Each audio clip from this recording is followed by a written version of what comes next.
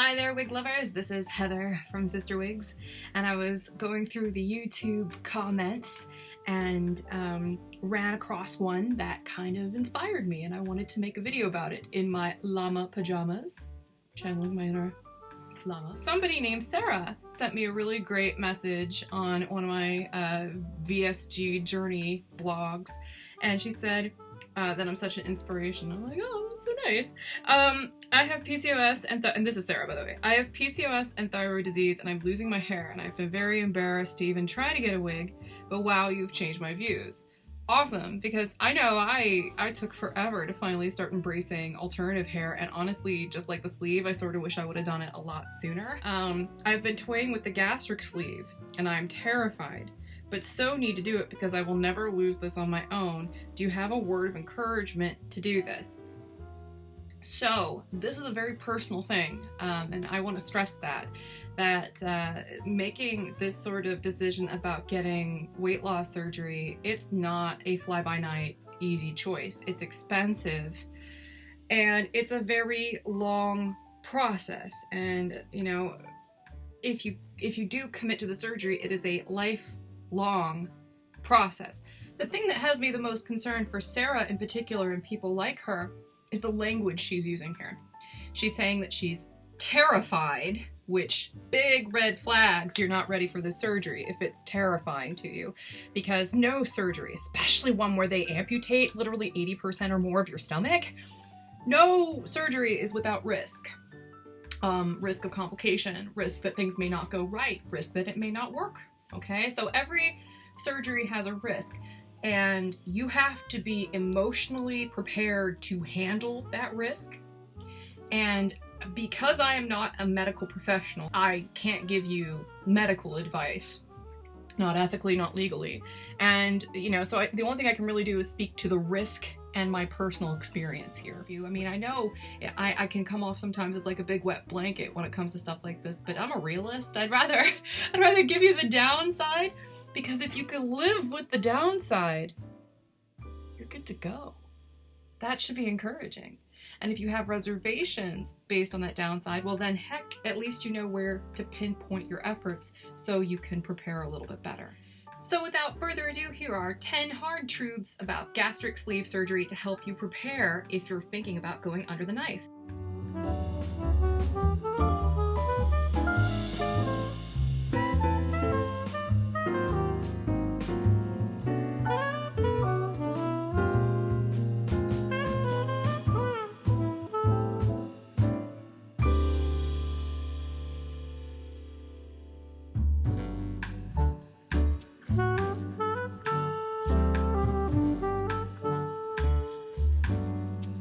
Don't do this until you've reached the point where you can't go another second, of another minute, of another day of your life doing what you've been doing. If there's even a part of you that still enjoys overeating with your friends, or drinking coffee and having a donut at the same time, or being able to drink with your meals, period, and you like to go out with your friends and eat and drink. I mean, if you've never thought about that, like what a lot of fat people, myself included, because even though I may not look the part anymore, I mean, internally, it's still that way. You know, I'm pear-shaped. Don't take this as an indicator of my level of fitness versus fatness. And I don't think fat people are ugly. In fact, you know, people tell me all the time I look better all the time, and I appreciate that, but I honestly thought I looked all right when I was bigger. So when I say fat, I mean it in a very unloaded sense. So I'm gonna throw that word out there a lot. Hopefully you know that I don't mean it as a slur. When you have this kind of surgery, there is a grieving process. Like, you will grieve. And there does come a point where you start to realize a couple of very important truths about yourself and speaking from personal experience, it may not be the case with you, but this was something I had to deal with personally. It is very difficult to overstate that if you are a chronically overweight person, that food probably plays a very large role in your life. It is probably a coping strategy whenever you have, if you're an emotional eater. I'm certainly, or at least I was, an emotional eater. I mean, just because you have this surgery doesn't mean you magically evolve coping skills, is what I'm getting at. So if you have difficulty coping with stressors in your life, the temptation is to have magical thinking about this surgery and that it will magically solve that problem, and it won't. All it creates is a void where you don't have coping skills. And you can't fill that void with the other people in your life, because they're not going to know what you're going through. You're going to be a hormonal wreck after the surgery. I mean, you're going to be dropping weight. You're going to be cranky because you're not getting a whole lot of calories. You're going to go probably through carb withdrawal when you first start preparing for the surgery. I mean, you're going to have a lot of ups and downs. And it's going to be, whiplash pace. And the people in your life are going to have difficulty keeping up with just that aspect. So you can't ask them to fill in those holes inside you. You have to replace that with something else. And all too frequently, especially if you're a part of, recovery groups for people who've had gastric bypass or gastric sleeve surgery, you find that a lot of times people fill that void with alcohol, or they fill that void with binging and purging, or excess exercise, or, it's like they trade one dysfunction or one addiction for another. You'll hear stories about people getting addicted to coke and crystal meth and all kinds of crazy stuff. And even I have to avoid the temptation to substitute caffeine for food. Like, that's something I struggle with every day because caffeine gives me a pickup and it makes me feel great, but it can also really dehydrate me, which is why I've more or less switched to drinks where it's like mostly lactose-free milk with a little bit of caffeine, as opposed to like straight up espresso, which is my poison of choice. It will change every aspect of your life. It will change how you operate day to day. It will change how you interact with people. And one really important thing that I've noticed is that when you travel, oh my God, traveling after gastric sleeve is awful. It's awful. I used to love traveling, but then I didn't realize it. The part of the reason why I love traveling, aside from meeting new people and getting to know different cultures, part of the reason why I love traveling was food tourism. You can't do that after you've had this kind of surgery. As in, you are physiologically incapable of doing that. You will hurt yourself if you try. And something else you may not have considered is like, if you are traveling outside of the United States, they may not even know what the heck a gastric sleeve is. Think about that for a second.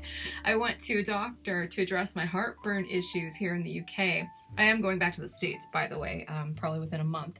But, I'm here for a while, so I was like, I should go see a doctor because this heartburn's been a real bear and I'm sick of dealing with it. So I went to this doctor and he kept lecturing me about malabsorption and about, how I need to go talk to somebody about my bypass. And I was like, I didn't have a bypass. And, he would come back with, well, you don't have a medical degree, so you're not qualified to talk about this. I mean, this doctor literally said those words to me.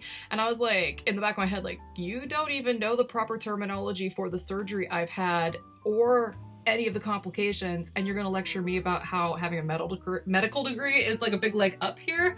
So don't take it for granted that just because people are medical professionals that they're going to understand what you've done to your anatomy by virtue of having a surgery like this. Because even if you do try to educate them on this, they may not be willing to listen, especially if they're typically arrogant doctor types. Since I'm oversharing about the heartburn, I might as well just go all in and tell you guys about the constipation. I mean, almost everybody I know who has had this procedure has experienced issues with constipation.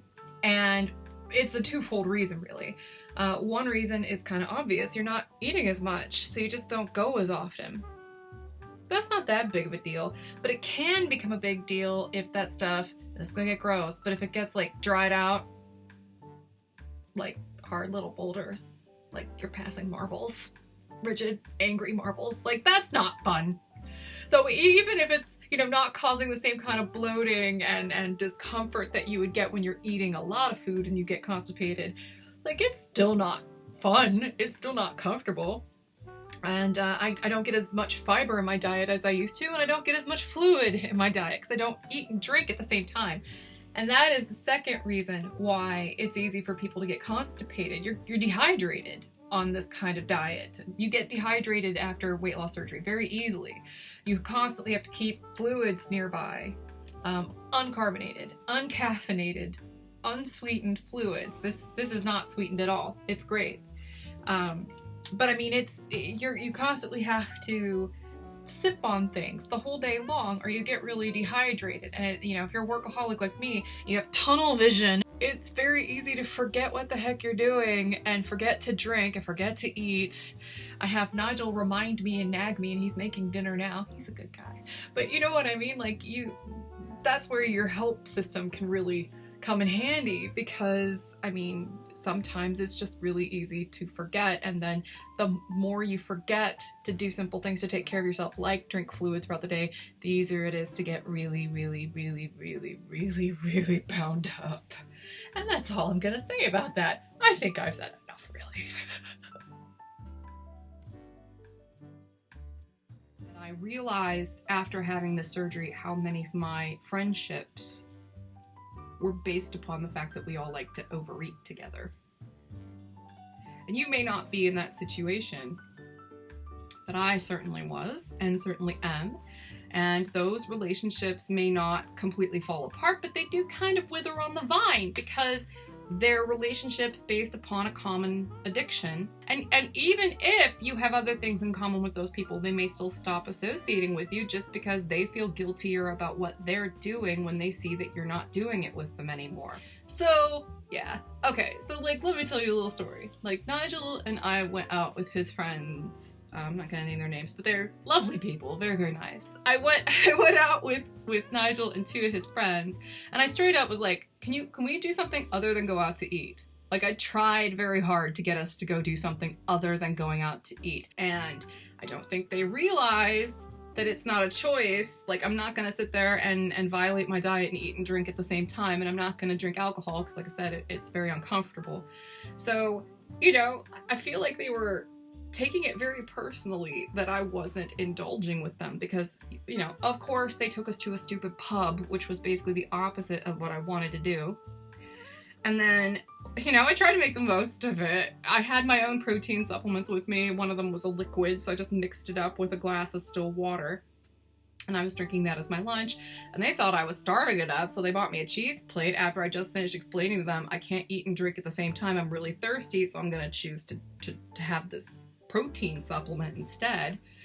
And they were just in shock, and they kept trying to get me to eat, and that's mind-blowing to me. Like, that was something I did not realize until after I had the surgery, how big of a component to overeating peer pressure is. Like, peer pressure is for real, because I swear, like, other people are much more bent out of shape and much more uncomfortable when I don't eat than I am.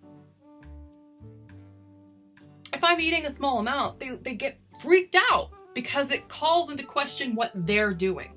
Not because I'm questioning it, not because I'm saying anything, but because my behavior prior to surgery used to give them carte blanche to do whatever they wanted. Because no matter how much they would eat, I would generally eat more, or I would at least be eating just as much. And I don't do that now. So people get kind of freaked out. It makes them uncomfortable, and they stop inviting me places. Like, it is a daily issue that Nigel has not had a surgery like this and that I have. Like, I don't think we're gonna end up in a bariatric divorce, which is a real term, okay? Because this is a common problem when one spouse makes this change and the other one doesn't, because what neither really realizes in full until after one of them's gone under the knife is just how radical this is. Now, luckily, I haven't had that issue with Nigel, because, he likes me as a person, which I guess is ideal. And, he met me when I was skinny And, he met me when I was skinny, because I was 19. He's seen me real fat. He's seen me fatter than that. He's seen me, hovering all over the place weight-wise. And it doesn't really make much of a difference. But what does make a difference is the behavioral component. As in, I get angry sometimes when we're out to dinner and, he's just snarfing down the bread and, he wants a beer and, wants dessert. Because it's like, I don't get to do any of that stuff. I mean, it's not that, I feel like he should not be able to do that stuff ever if that's what he wants to do. But it's like, there's a lack of sensitivity there. You know what I mean? Like, there's just a lack of sensitivity. And it's the kind of lack of sensitivity that I think will always be there no matter how hard somebody tries, because it's the kind of thing where you can't be sensitive to how hard this is until you do it. Now things are about to get real. You're giving birth to a new version of you with new likes and new dislikes and new habits and new hobbies, new coping strategies. Sleeves are noisy. Like, my sleeve makes noise constantly. If I drink water, it goes. If I eat dinner, it goes. And it makes a sound sort of like a Furby or like a child's toy when the battery starts to run down.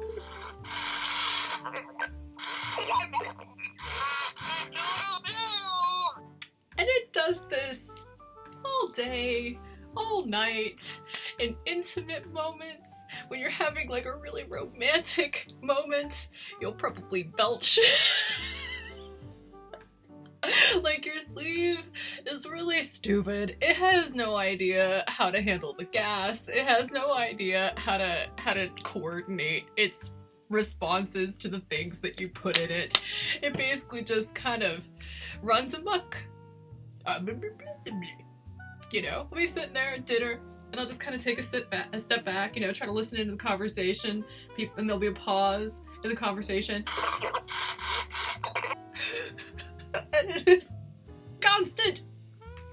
It's particularly awkward, like I said, when you're trying to have a moment with somebody, or you're in the middle of a really in-depth conversation, and then all of a sudden, little bubbles come up, and it's like, and there's nothing to stop it. There's nothing to stop it. It's not like when you have an intact stomach and you can actually stop that air and have some control. Oh, it's coming up. And you better hope that it's just air that's coming up and not, part of what you just ate with it. It's fun. It's an adventure.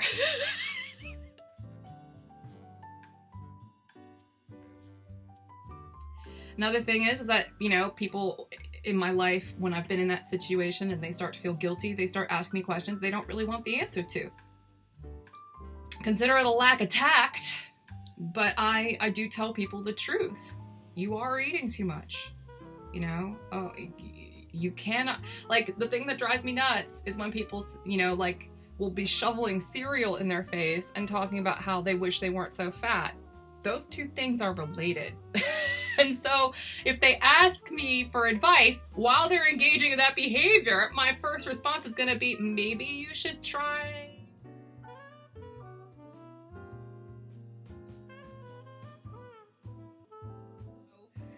something with more protein in it, or, a little less sugar or something like that. But people don't want to hear that. What they want to hear is that I found a magic golden ticket that will get them out of their obesity without them having to try. That's what they want to hear. They want to hear that this surgery is a magic bullet. Magical thinking is very much a part of it. And society has kind of created this mythology around weight loss surgery where it's somehow thought of as the easy way out. And it's not. At any rate, like any other major life change, it's not actually a single choice or a single thing that you did to change your life. Like most things, it's a whole bunch of little choices that add up to a very big change. That whole journey of 1,000 steps starts with a single step, that sort of thing. I probably butchered that quote, but whatever. You know what I mean? But I mean, it's all about the little choices you make throughout the day. I didn't eat cereal. I had eggs. They were great. There was some feta cheese up in there. It was a party in my stomach. It's good stuff, you know?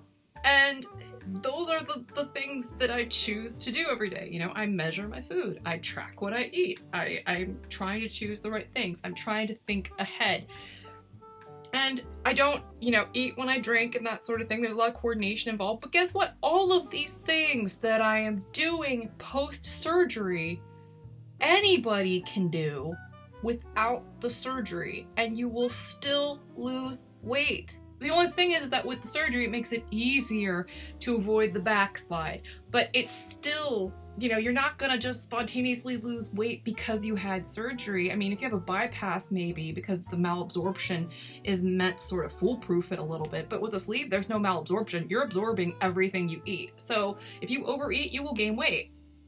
End of discussion. If you eat too many carbs, there's no dumping syndrome with the sleeve. You will gain weight.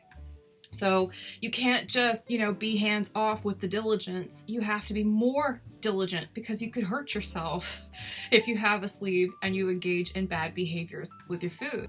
Like if you're the sort of person that dreads having to hold yourself accountable by tracking your food in an app like MyFitnessPal or something like that, hello, after surgery, that is your life. And if you are reluctant to do these sorts of things, or to even try to, you know, see how it feels to do some of these things without having your body surgically altered in order to do those things, then you should really start to question whether or not you are employing magical thinking about this surgery. It's a tool. It is not a cure. There's no magic involved. It is a tool. And anybody who's been successful with weight loss with a gastric sleeve will attest to this. It is a tool, but your behavior dictates whether or not that weight comes off and stays off. You know, it's so hard when the environment is tainted, when everything's got added sugar in it, when everything is based upon a sedentary lifestyle, and when all of your friends and family eat recreational food. You know, they don't eat because they're hungry. They eat food because it makes them feel a high from eating it. When you are in that kind of situation and it's self-perpetuating and it's constantly reinforced by everything around you, it is hard to prevent the backslide, and that's where the surgery can really be beneficial. Like, to put it into perspective, I had been mulling over the notion of weight loss surgery for about 7.5, 8 years before I finally pulled the trigger on it. I had talked to about 3 or 4 different doctors in multiple locations at different clinics to figure out their take on things. So I got a second, third, fourth opinion before I actually, you know, went in for it. And in that, you know, 7.5, 8 year time period, I was dieting constantly, trying to see if I could get the weight off without having to commit to going under the knife. Like, you do owe it to yourself to at least experiment and see what you can do, see how far you can take it organically before you resort to surgery. It should be part of your research process, to be perfectly frank.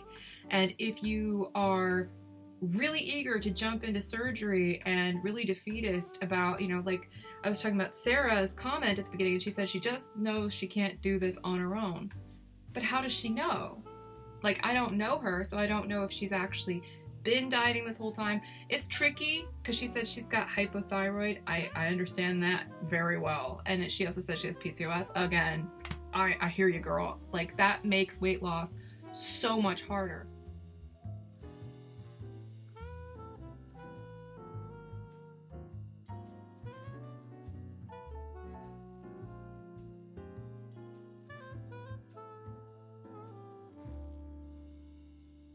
I mean, if nothing else, you should be keeping a journal of how the food makes you feel when you eat it.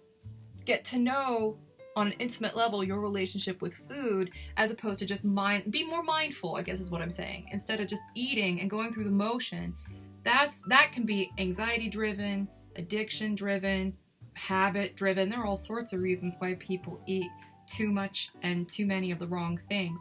And what's really important for you specifically, no matter who you are, and no matter where you are with your weight, even if you're the right weight, you know, for your body type, like, you should really try to focus on how the food you eat affects you emotionally and physically, so that you can get the most out of your diet and how you're fueling your body. That's all part of the process.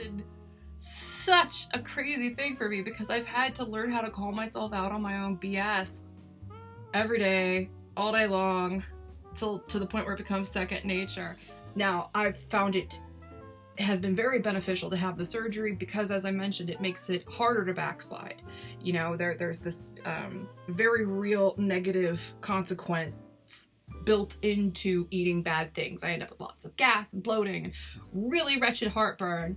And while I get those when I eat things I should be eating, I get them way worse when I eat things I shouldn't be eating. And so, you know, I don't even view that as a bad thing at the end of the day. I view that as what I signed up for.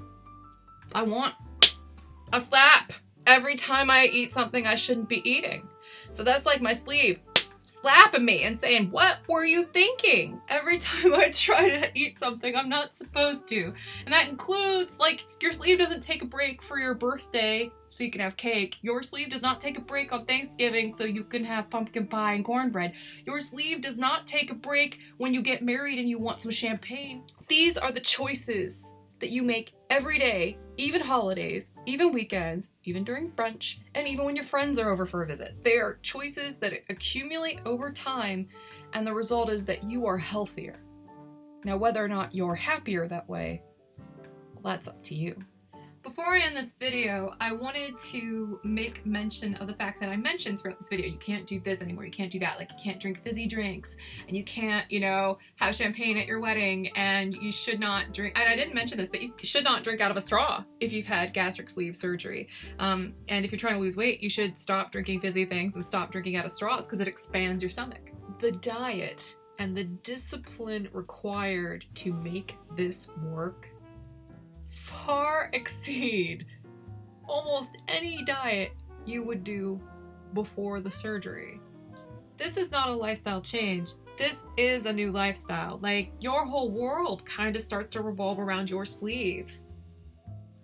I'll be the first to admit, when I first was looking into this, I thought, finally, I'm not gonna have to think about food ever again. And a lot of you were like, sure, Heather, we'll see. And you were right. So bask in it. You were right. And I'm not ashamed to admit that you were right. Like, I had no idea. Like, my whole life revolves around, did I get enough calories? What do my macros look like? Did I exercise enough today? Did I eat enough? That becomes a new, you know, mind F. I have to worry about eating enough as opposed to worrying about eating too much. The world is topsy-turvy. So it's not that the diet gets easier. It becomes ridiculously strict, and the discipline required to do this can be mind-numbing sometimes. But I'm saying, you can undo this progress. You can brute force it. You can retrain your stomach after surgery, whether you've had gastric bypass or a sleeve. You can retrain your stomach, maybe not to expand to where it was prior, because a lot of that tissue has been removed, that stretchy tissue. But I mean, you can regain weight. You totally can, and especially if you like eat a lot of ice cream or junk food, because those things don't become harder to eat after surgery. They get easier to eat. Refined carbohydrates that don't have a lot of fiber. Fiber causes gas, which causes problems with bloating. So if anything, junk food that doesn't have the fiber in it becomes easier to eat. So you can very easily slip back into old habits, which is why I keep stressing that you need to change your behavior, your philosophy about food, and your emotional coping mechanisms, and all those things, your support system, all those things, they're vitally important to your success with any kind of weight loss surgery, because the problems that you have before surgery don't go away after you have the surgery. You still have to address them. And if you wait until after the surgery to address them, you will struggle. And that temptation to slide into old habits will be really, really strong. So I hope that all of this information has been helpful. I know like I said at the beginning, that people don't always want to hear this part of the equation, but to me, I feel like these are the more important points, because the upside to any weight loss surgery is easy to see. I mean, I know you guys can see it, you comment on it all the time. So that is the easy part to talk about. It's pretty much self-evident. It almost doesn't even need to be talked about. It's so incredibly visible. But everything else happens in the background. And if no one talks about them, then you can't really prepare yourself for it. And to me, I feel like if I was really your friend, the best thing I could be doing for you is helping you prepare. But yeah, that's the new reality. And so if you're like me and super naive and you go into this thinking, this is gonna cure all my food problems, if nothing else, I hope that the depth and breadth of this video, if you manage to get through the whole thing, shows you all of these things. I wish somebody would have told me while I was deliberating this. I would have still done it. I totally would have still done it. I feel a lot better. But it's been hard. It's been hard. And I hope that even, you know, if this doesn't apply to you specifically, that hopefully if it, you know, this stuff is helpful and applies to anybody who watches it, that I'll be doing them a heap of good, and then that will make me feel good. So, awesome. Try to keep you posted as often as I can about this. Thank you, llamas, for getting me through this very long video process, and have a great night, everybody. Oh, and make sure you subscribe and share this with anybody you think might actually get some use out of it. That's what it's here for. All right, thanks again for watching. Bye-bye.